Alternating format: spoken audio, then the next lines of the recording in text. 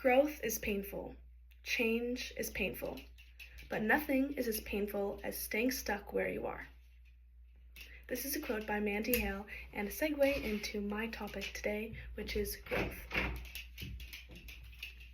Whether or not you realize it, we're all constantly changing and evolving and figure out what we are, who we are, and what we want and where we want to go. If one thing that connects us all is just that we're here in college and at SMC, it's that ultimately I think that we're all in this space to do at least one thing, which is grow. So while growth is inevitable, both physically and mentally, for me it's become more of a phase, but also a mindset. It's a lens in how I see the world, shaped through the way that I was raised, how I respond to challenges, and how I continue to evolve and seek change and seek growth in my life. Starting off with growth early on for me, it was a foundational aspect in the way that I was raised. This started with my mom and how she's always stressed the importance of growth and learning over harsh punishment or reprimanding me. So whenever I'd make a mistake, big or small, the consequence is what I'd have to deal with, not a punishment. The more I learned and growed is what mattered to her the most, not the mistake itself. So for example, even something small, if I left the milk out, she wouldn't yell at me or get super mad, but instead say, okay, it's okay this time, but how are you going to learn from it next time? Don't do it again. So she'd only really get upset if I'd repeat the same mistake multiple times, because that showed that I didn't grow, I didn't learn from it. And that's where we'd have trouble. So with this mindset, I learned to take ownership and apply lessons moving forward. And even on an early age, I learned personal self-reflection and accountability and self-awareness. So growth has shaped how I see setbacks even early on in my life, and I've used hardships as a time to reflect and learn instead of dwelling on them, which yes, is something I struggle on, but I'm learning to try to not to dwell on things too much. I've learned to give grace through myself, but also to take growth as something seriously and actionably.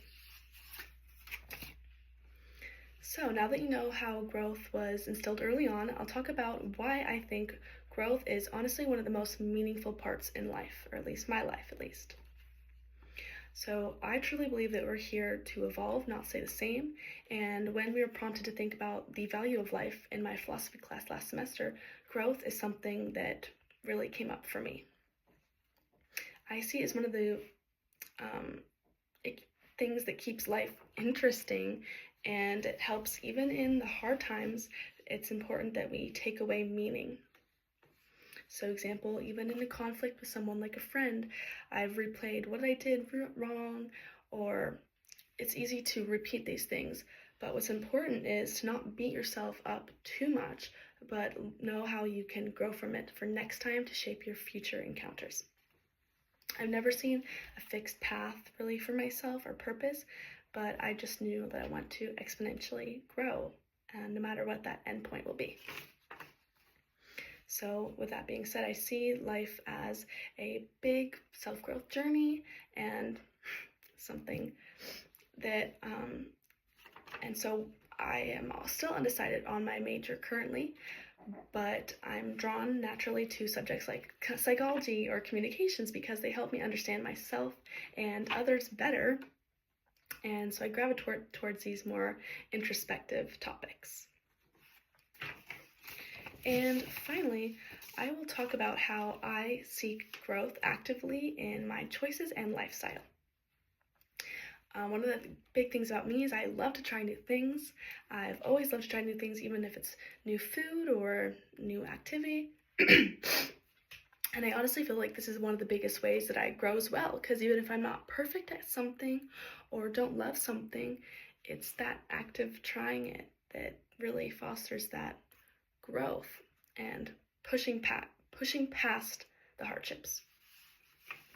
Another time of self-growth is through my job at Unplug, where I've learned an immense amount and I've grown both emotionally and spiritually and even just personally in ways that I haven't expected.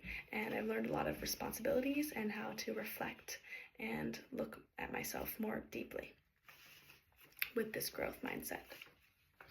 I've also done other activities like karate or creative writing or watercolor that also foster this time for self-reflection, which is huge for growth because it also works in silence as well, not just the big obvious ways.